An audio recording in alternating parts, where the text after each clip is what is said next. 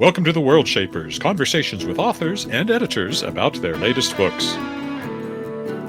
I'm your host, Edward Willett, and this episode's guest, Jonathan Strahan, talking about the latest anthology he's edited, New Adventures in Space Opera.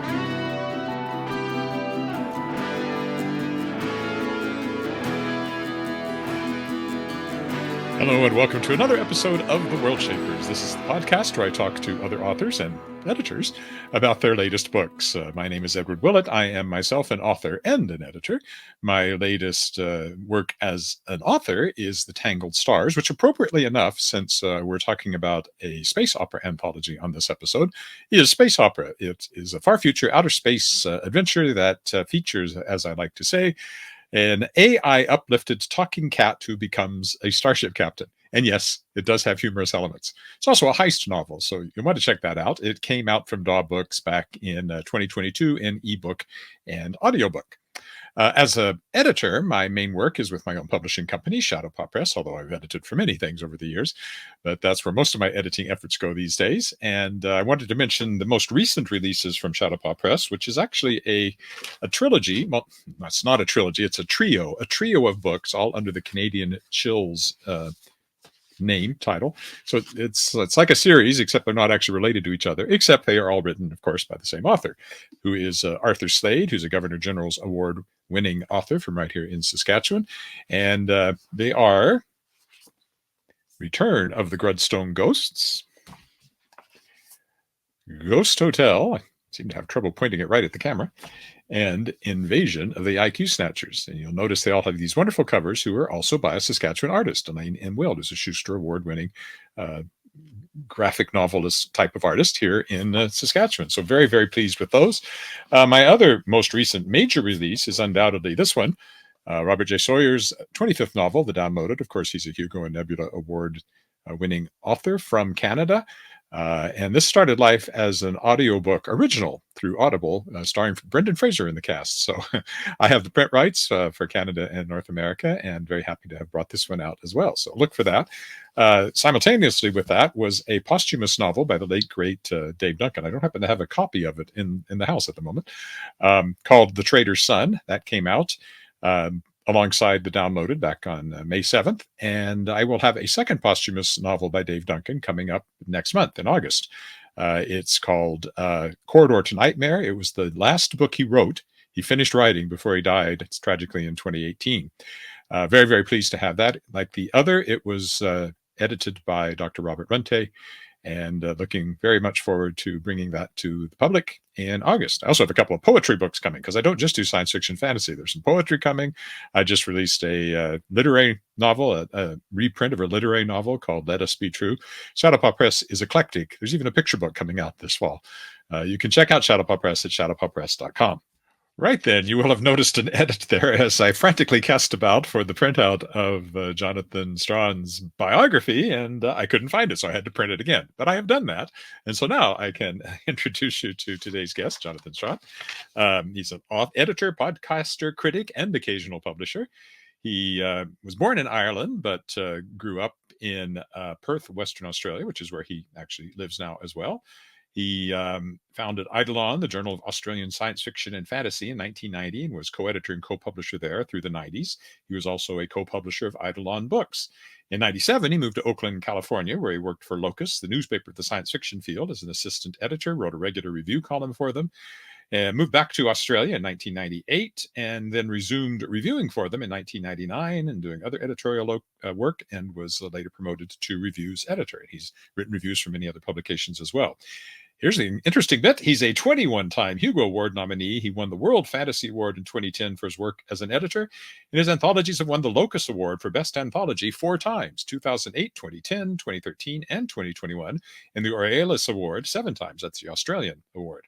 As a freelance editor, Jonathan has edited or co-edited more than 70 anthologies and 20 single-author story collections, which have been published in Australia, the United Kingdom, and the United States. He also works as a consulting editor for Tor.com, where he acquires and edits original novellas and short fiction.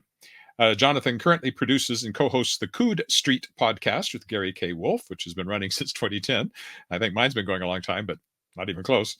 which was presented with the Hugo Award in 2021 and has been nominated for the British Science Fiction Award and the Ditmar Award. He also produced and co-hosted the Coode Street Roundtable with Ian Mond and James Bradley. He married former Locus managing editor Mary Ann Jablon in 1999, and they live in Perth, Western Australia, with their two daughters, Jessica and Sophie. All right, so that's Jonathan, and let's talk to him now. So, Jonathan, welcome to the Worldshapers. Thank you so much, Edward. I'm really happy to be here. We were just talking before we started that although both of us labor in the vineyards of science fiction and fantasy, we've never actually crossed paths with each other. We've probably been at conventions at the same time, but I don't think that we've ever met. So it's nice to meet you. I've been aware of you for a long time. Your name pops up a lot, it seems like. I try in a good way. In a good way. Thank you. Well, that is worth hearing, particularly these days. But yes, I mean, I too have heard your name here and there and everywhere over the years. But even when we're probably at World Science Fiction conventions or something like that, when you have 8,000 people in an event, it's very easy to not meet most of them, unfortunately. And at the moment, as we're recording this, we are probably about as far apart as it's possible for two people to be on the planet. So, since I'm in Regina, Saskatchewan. Yeah, I think if you go straight through the ground here, you end up in, I don't know, New Zealand or somewhere. So it must be pretty close. So somewhere around about there, yeah. We're going to talk, of course, about New Adventures in Space Opera, the new anthology. But first, let's talk about you. Tell me about yourself, where you grew up and how you got started in this whole writing, editing, publishing thing. I was born in Belfast in Northern Ireland back in the 60s and moved out to Australia as what they called a 10-pound pom towards the end of the 60s. This is a migration program where the Australian government would subsidise British immigrants to come out. So we came out from Belfast because of the Troubles, came to Perth. I grew up here, went to school here, started reading science fiction when I was about 7 or 8 years old. I stumbled across, as people of my age did, old Robert Heinlein or similar kinds of books in libraries, read Citizen of the Galaxy and was kind of lost to the whole thing, completely swept up by science fiction, and read it not exclusively, but mostly exclusively through my childhood into my teens. And I don't think, every time I think back, this is a really odd thing. I don't think I'd ever connected the idea that a book was written by a human. Books were things that happened in bookstores, or things that happened in libraries. And I don't think I ever saw someone who'd actually written anything until the sort of the 1980s. I stumbled across a specialist science fiction bookstop then in search of a Larry Niven book. And that changed everything. I got caught up into fandom. Fandom got me going to conventions. Conventions got me to the point where in 1990, there's a promotional thing at a convention sort of saying, publish your own fanzine. And some friends and I decided we would, except we weren't really interested in doing a fanzine, we decided to do a fiction magazine. So in 1990, we started a fiction magazine called Eidolon that ran for 10 years here. That got me into editing. I've never been a writer, but it got me into editing. And then in the mid-90s, HarperCollins started up a imprint here called Voyager. Voyager is now the international science fiction imprint for Harper, but it was initially just Australian. And I'd also at the same time become friends with Jack Dan, who's an American editor who'd come out here.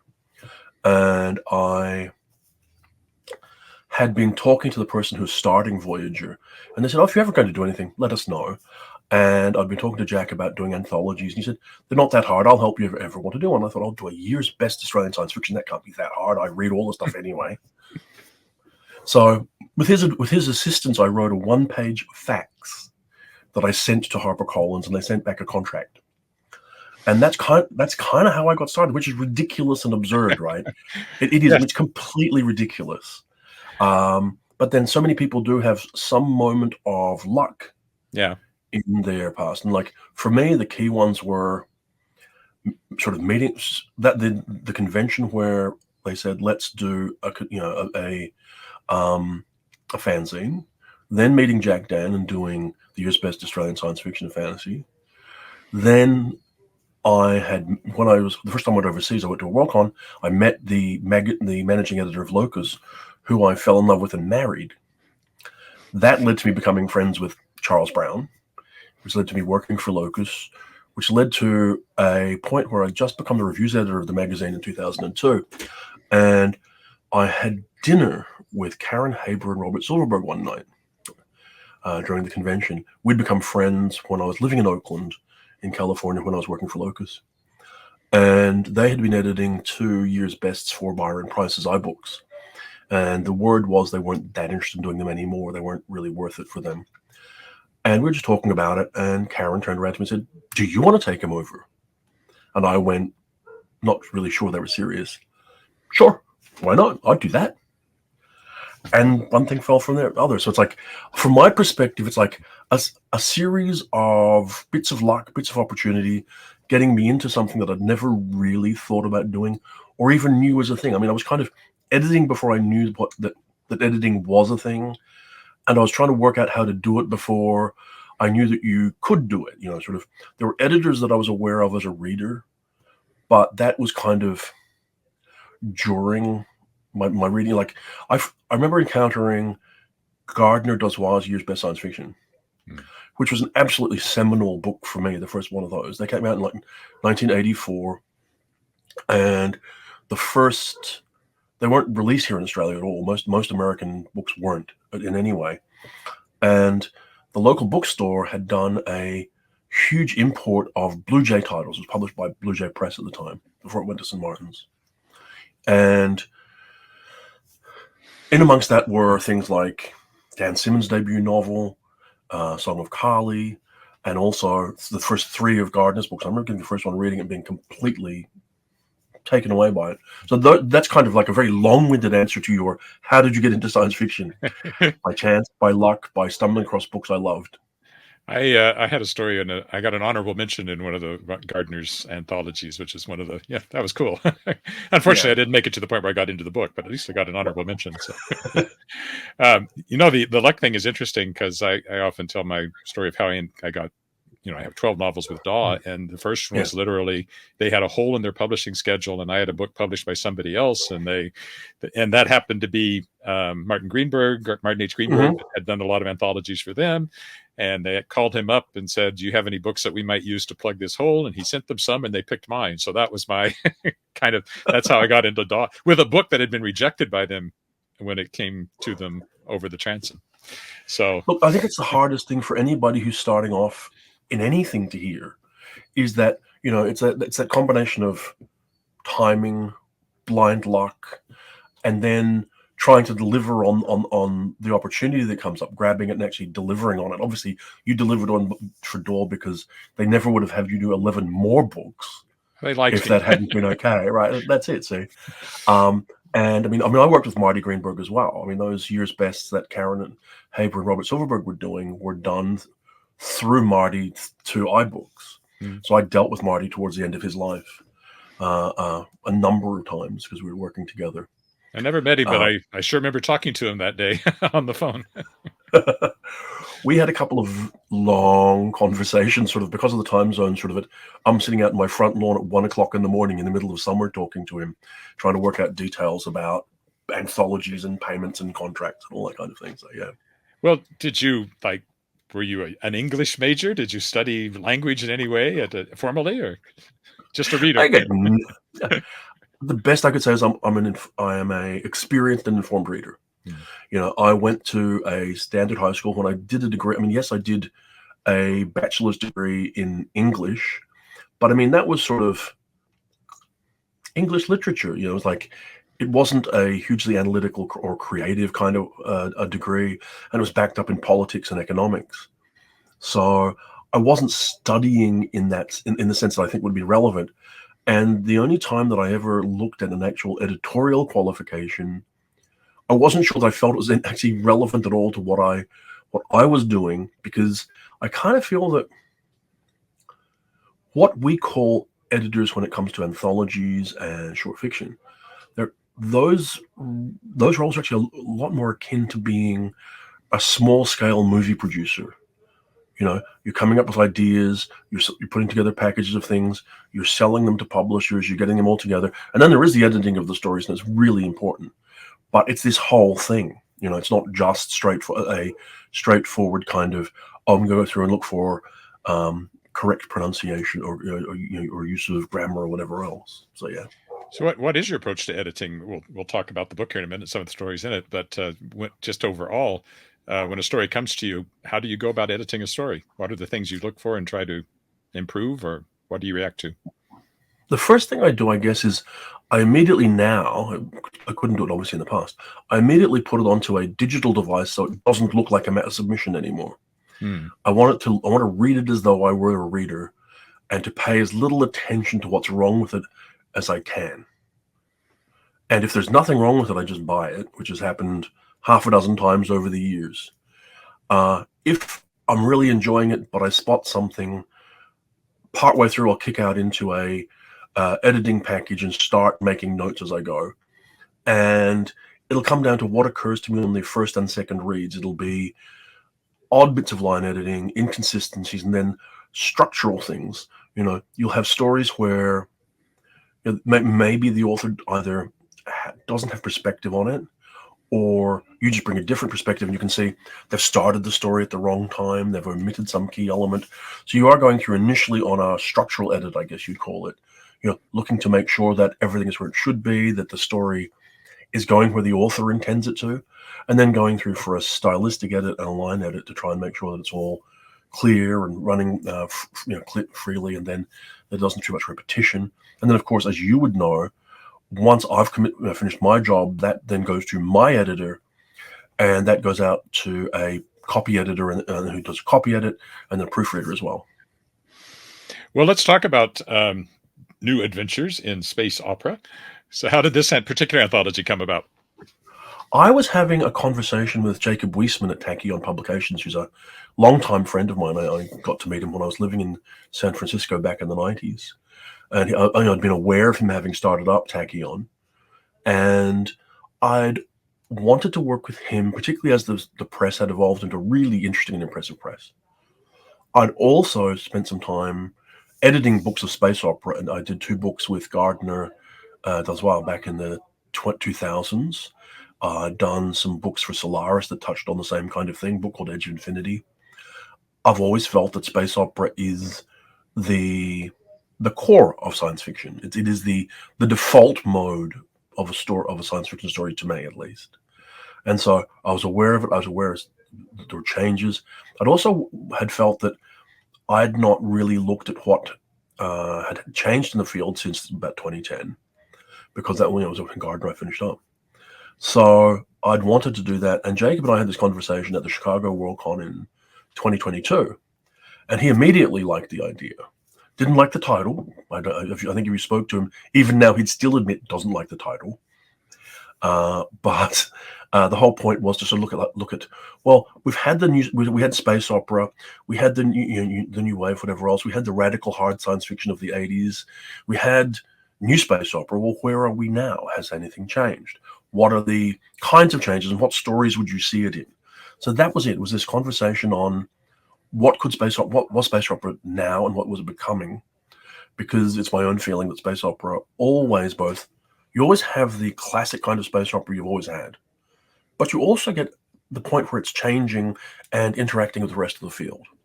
And so I thought it was interesting to look at that, because space opera does change and evolve over time. It's more than just the hacking, grinding spaceship yarns of the 1940s that, Wilson Tucker was referring to. So that's where it came from, that conversation. Because of course, space opera originally was a pejorative. It wasn't intended Yeah. to be a good thing, and yet it is what I mean. I certainly write some of it. My most recent novel I would call probably space opera, combined with the heist novel and some other stuff. But so what has changed? When you did this book, what did you find has changed in space opera? Where are we at in space opera? I think we're at an interesting time in space opera. As I say, if you accept the proposition that space opera is the default, the core kind of science fiction story, then it's the real test for where you'll see how things are changing. And the biggest change in the science fiction field in the last 15 years has been an increased level of diversity, a broadening of perspective, a difference of the kind of characters you see involved, right? So it is more BIPOC. It is more LGBTQ. It is more person-focused. The space opera of the new space opera period was darker and more political. In my own kind of estimation, a lot of it comes out of a reaction to Thatcherite Britain rather than anything else.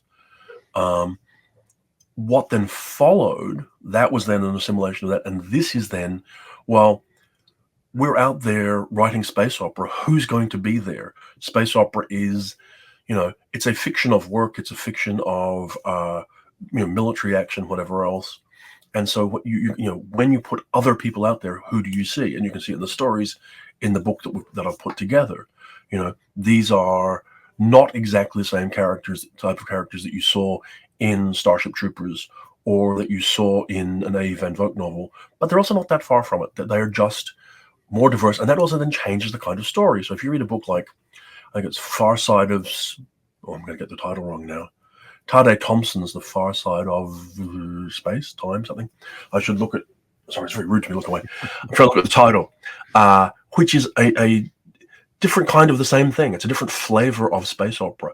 It comes from his background rather than, that sort of the default kind of background. A lot of what we saw as space opera grows out of the United States of America in the first half of the 20th century. So it has that sense of techno-optimism. It has to some degree that sense of manifest destiny. I mean, I was just looking, this year is the 50th anniversary of the publication of The Mote in God's Eye by Larry Niven and Jerry Pournelle, which was a incredibly celebrated book at the time. And, it reads okay, but you do see the sort of a default acceptance of empire, a default acceptance of going out and taking over other people's places and spaces and these kind of things without any real question, which you wouldn't see now. Now, colonialism gets questioned when it happens. The impact on characters gets questioned. The Forever War is a great military space opera, but its use of LGBTQ themes are not really in step with what you'd see today. And so it's interesting to see, compare that with what you might see here. Like Sam Miller's story in here is quite different. Also, I think what's the same is it shares that same sense of, if you almost garish action. So a space opera by its nature is intense and is full of color, and that persists. I mean, otherwise you couldn't have Guardians of the Galaxy, I remember I was a huge E. Doc Smith fan when I was growing up. I discovered them and read all the way through everything I could get by him. So space opera was always right at the core of my science fiction. Sure, but they don't read the same, Edward. No, I can't imagine going back and reading them now. I have no idea how they'd stand up. I'm afraid to try. I went back to Scarlet Arc of Space about 10 or 15 years ago and was shocked to admit to see that it opens with a scene of people sitting around taking drugs. And I was kind of like, I don't remember that. Admittedly, I was 13 when I read it, so I wouldn't have noticed. Yeah, I wouldn't. I just went straight past it. So, these things aren't always the way we remember them either. I did remember there was a lot of nudity in it. I remember that from reading it as a kid. So. I think if you like almost the cartoonish examples that are exceptions stick in our minds from bad science fiction of the past. I mean, whilst there's a lot to admire about Robert Heinlein's bibliography, I don't think Number of the Beast is one of the things to particularly admire. And there's oddities and unusual things in there, but that it's just a matter of which version of it you get now. And I do think it's interesting that as space opera continues, it continues to pull all of the various influences from around science fiction generally, and obviously the culture generally, into it. So we're seeing different things now, and I think that's exciting. It's what keeps it interesting.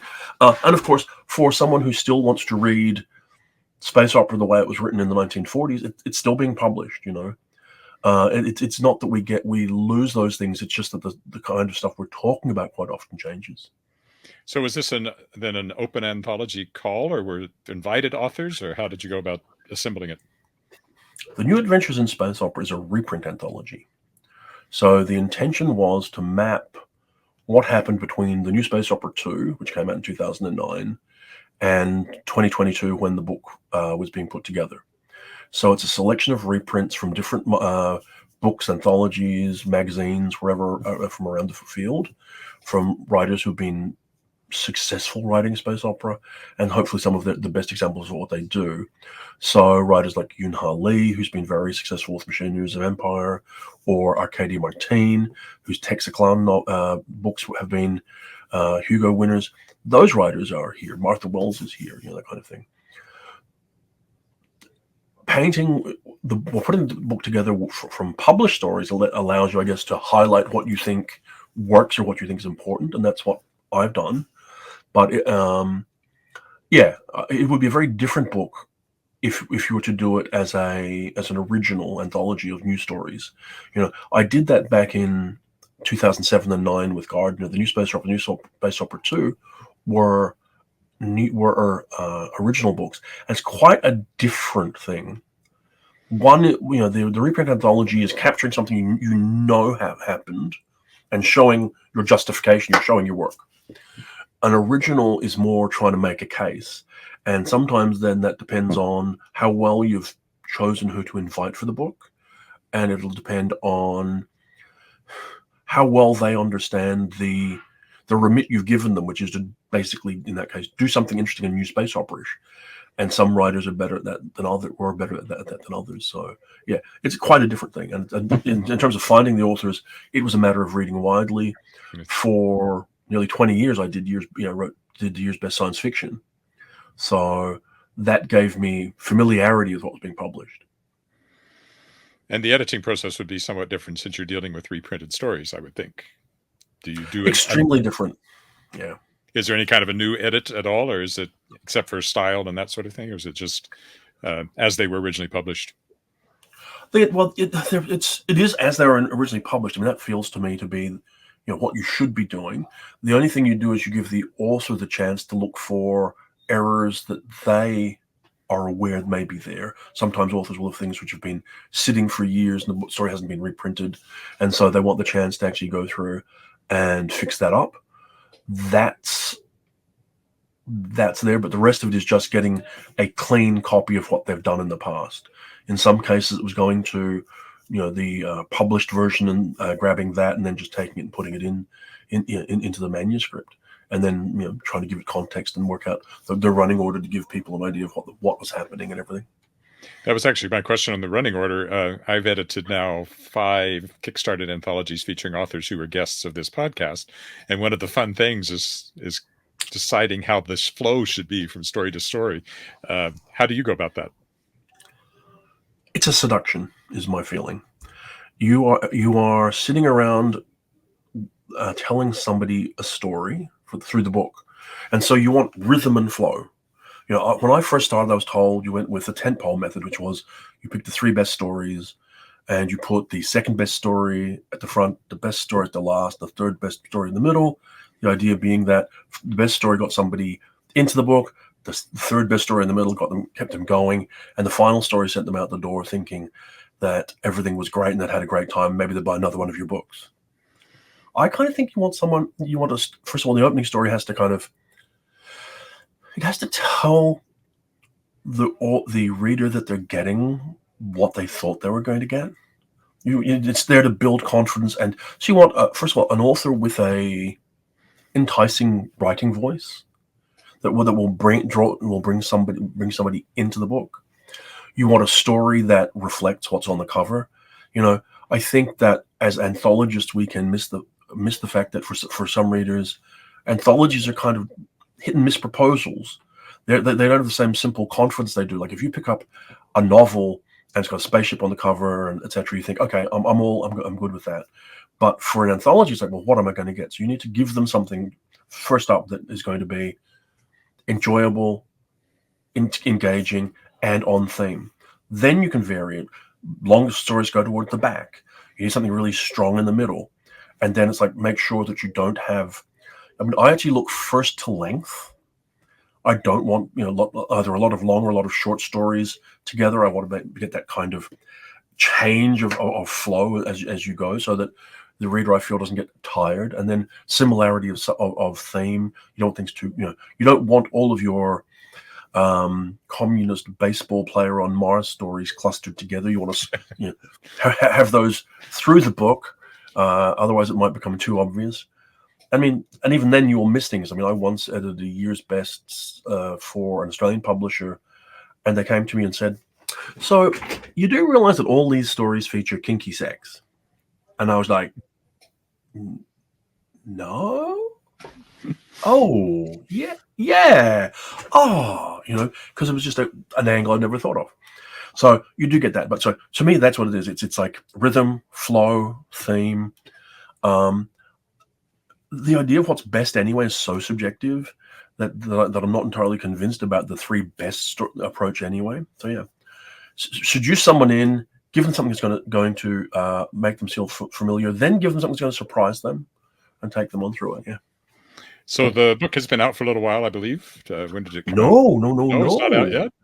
It comes. The New Adventures in Space Opera will come out the Monday after the Glasgow Worldcon, which is in August 13th, I think. Okay, so this will go live before the book has come out, but it's had some reviews already, and they seem to be quite positive. Have you been pleased with the response you've had? I've been very pleased with the response. I think space opera is always something that's widely loved in the field. The authors who've written for the book or whose stories I've grabbed are terrific. There's a Hugo winner or two in there, that kind of thing. And so I'm not surprised that people like the stories because I love the stories, but there's always that thing where you're waiting for someone to either come along and say, "This is all a load of rubbish. You didn't know what he was talking about." That hasn't happened yet. I haven't had the argument in the book completely pulled apart. I'm sure that will happen. And the stories stand up. So yeah, I'm being very happy. Good. And what are you working on now? Wow, that's a good question. I'm working on a collection of stories that are in honor of Ursula K. Le Guin for a book that's coming out next year sometime. As you would know from publishing, there is a long lead time in these things, and I've got a manuscript for that due in October to Titan in the UK. And I'm doing a follow-up to the Book of Witches and the Book of Dragons for Harper Voyager at the moment. So that book's just getting towards sort of the final delivery period for stories, and then will come out next year sometime, like September, October next year. And where can people keep up with what you're up to online? What? Well, probably the easiest place would be at my website, jonathanstrahan.com.au, or through the podcast that I do, the Coode Street podcast at jonathanstrahan.podbean.com, where I talk about some of the things that I do. Well, so best of luck with it when it does come out. And thanks so much for being on and talking about it. I enjoyed the chat. I hope you did as well. Very much. It's a genuine pleasure to get to meet you and talk to you. You too. Bye for now. Okay. Take care. And thanks again to Jonathan for that great chat. I very much enjoyed talking to him. And that reminds me that when I was talking about Shadowpaw Press off the top, I forgot to mention my own anthology. There are actually 4 of them that I published so far through Shadowpaw Press, all of them featuring authors who were guests on the podcast. And the 5th one will be coming out in January. It'll come out sooner for backers of the Kickstarter because they were all kickstarted. But the release to the public will be in January of 2025. And the most recent one, which just came out this past January, is Shapers of Worlds Volume 4. You can look close. You'll see some amazing authors there like Sherry Lynn Kenyon and Avi Tidhar and people like that. Oh yeah, and I'm in there too. Shapers of Worlds Volume 4. You can find that everywhere right now.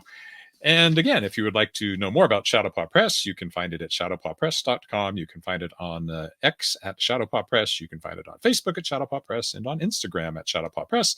There's also a newsletter you can sign up for if you go to shadowpawpress.com.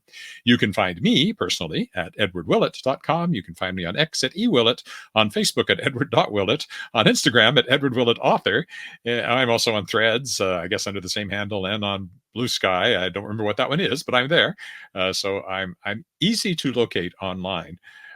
And you can also, of course, find me on my YouTube channel, which may very well be what you're watching this on right now, most likely is, which is just youtube.com/Edward Willett. And one of the things you can also enjoy on here is walking around Regina, Saskatchewan with me. I live stream my walk several times a week and just blather on as I go. So it's kind of like a vlog, I guess, a video blog. And one of the other recent things I'm just going to mention because it's brand new, I did an hour long and a bit, one-man, with a little help from my daughter and wife, show for my birthday, which is coming up as I record this, but we celebrated it a little early. It'll be my 65th birthday, and you can watch and enjoy, I hope, me singing a whole bunch of Broadway songs and some other stuff. My daughter does a duet with me and also sings a solo. My wife's in one number. So you can find that on my YouTube channel as well. That's a one-time plug. I won't mention that one again. So thanks, everyone, for watching this episode of the Worldshapers, and I hope that you will continue to watch as I continue to interview authors. There may be a bit of a hiatus coming up, but I will still be posting something, and then we'll see what happens after that. But still have a couple of great interviews lined up before I reach my 6th anniversary of this podcast, or the end of the 5th, I guess, the start of the 6th year. Is that right? No, it'll be the end of the 6th year. Yeah, wow. On beginning of August. So please come back and enjoy more interviews with authors about their latest books. That's it for this time. Bye for now.